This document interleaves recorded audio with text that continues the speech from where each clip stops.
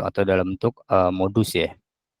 Kita cek dulu, kita copy di sini datanya, dataset yang sumbernya itu kita copy ke dataset 1. Nah, maksudnya supaya mengamankan data yang orinya itu kita pindahkan ke misalkan dataset 1. Nah, setelah itu kita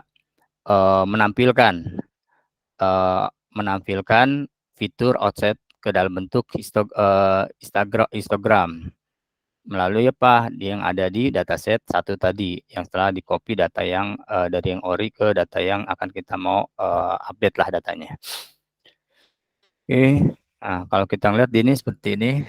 Untuk yang medium dia sangat besar ya, untuk kategori medium dia besar sekitar 2.700-an, untuk yang small sekitar 2.300-an mungkin ya. Untuk yang high ini sekitar 9 ribuan. Ini kita lihat untuk datanya. Nah, setelah itu kita mau lihat cek data yang minusnya. Cek data minus, bentuk minusnya. Nah, untuk minusnya sudah dibuang karena kita sudah melakukan ini ya, kita sudah dimasukkan dan remote is mode. Kita masukkan ke dalam bentuk ke apa namanya modulus. Nah, sudah dimasukkan ke dalam 0. Setelah itu kita mengganti nilai yang hilang dengan ke medium ya. Kita masukkan. Nah, di sini bahwa untuk yang dataset yang fiturnya outside akan dimasukkan ke melalui perintah namanya filna. Kemana? Ke bentuk yang data-data yang sifatnya medium atau modulus. Yang data yang sering muncul nanti akan dipindahkan, yang kosong itu akan dipindahkan ke medium, akan diisi melalui fungsi namanya milna ke modulus tadi, angka-angka yang modulus. Nah, setelah kita sudah diisi, kita cek lagi apakah benar data itu sudah hilang. Kalau dia statusnya 0, nah berarti dia sudah hilang. Oke, sehingga kalau kita ngecek histogramnya, di sini cek datanya, data yang histogram outside tampilan dulu. Setelah itu kita ngecek juga dalam bentuk count jumlahnya supaya kita mau ngelihat tampilannya aja, tampilan dengan dalam bentuk jumlahnya juga. Ah, di sini kita lihat jumlahnya sekitar untuk yang medium. Nanti kan yang kita masukkan ke medium kan data yang blank itu, yang none kita masukkan ke dalam bentuk ke medium, sehingga medium dia menambah datanya. Awalnya tadi berapa dia? Awalnya sekitar 2000 ini ya, sekitar 2.700-an lah ya. Sehingga dia menambah menjadi 5.203 datanya. Sementara yang high dengan small dia tetap. High-nya ini dia tetap. High dengan small dia tetap. Oke, ini cara yang pertama, yaitu dia akan mengganti menjadi nilai rata-rata atau modulus untuk data yang blank. Nah, cara yang kedua, kita coba mengganti dengan nilai sebelumnya. Nilai sebelumnya tuh yang kemarin yang saya sounding terkait dengan misalkan kita ngambil di data outside, misalkan kita lihat di sini aja deh. Nah, di sini kita lihat data yang outside. Nah, misalkan dia masuk ke medium.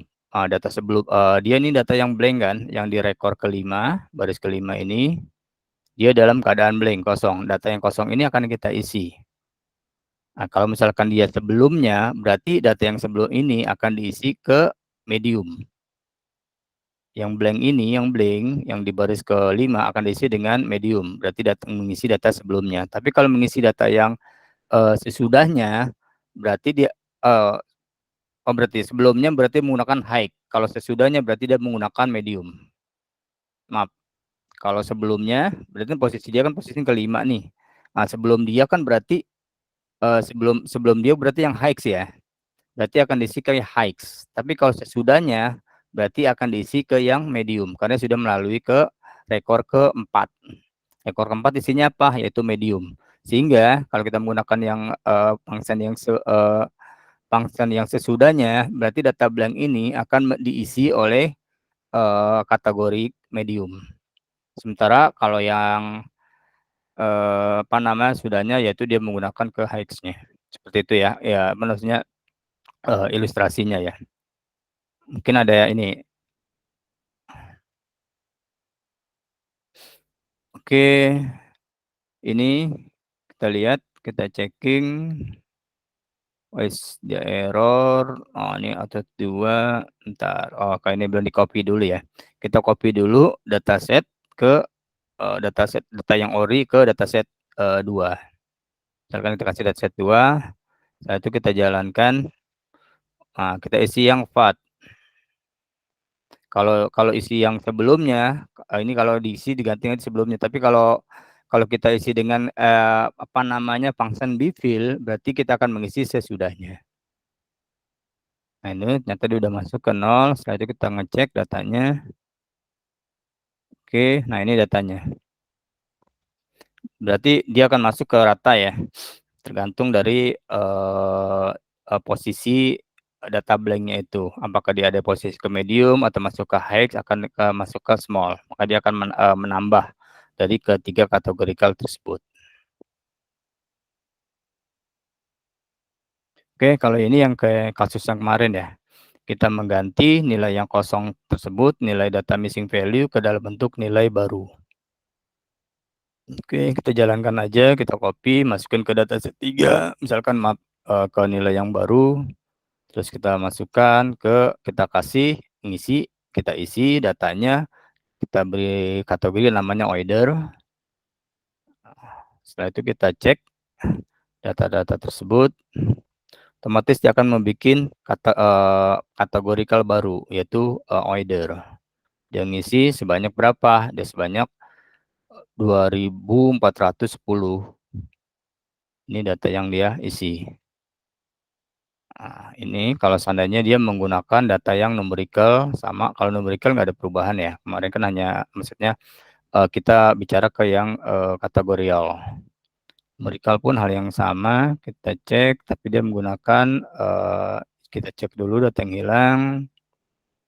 Oke, kita cek data yang hilang, ini untuk yang numerical. Baru kita lihat presentasinya. Nah, ini sebanyak 17 untuk dataset yang wax, karena yang data yang ini ya.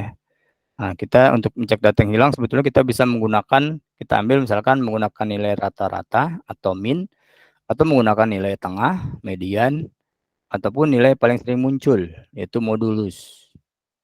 Atau menggunakan nilai maksimum atau minimum. Ataupun kita kasih konstanta nih, nilai konstanta, yaitu kasih nilai, misalkan ini kasih nilai 2. Jadi misalkan nilai yang ini, nilai yang weights, ini nih yang berat, mana yang berat, nah ini yang kosong kan. Nah, kita bisa ngambil, kasih nilai konstanta, kan semua nilai yang kosong kita kasih misalkan nilainya 5 semua. Yang kosong 5. Kita itu boleh mengisi secara konstanta.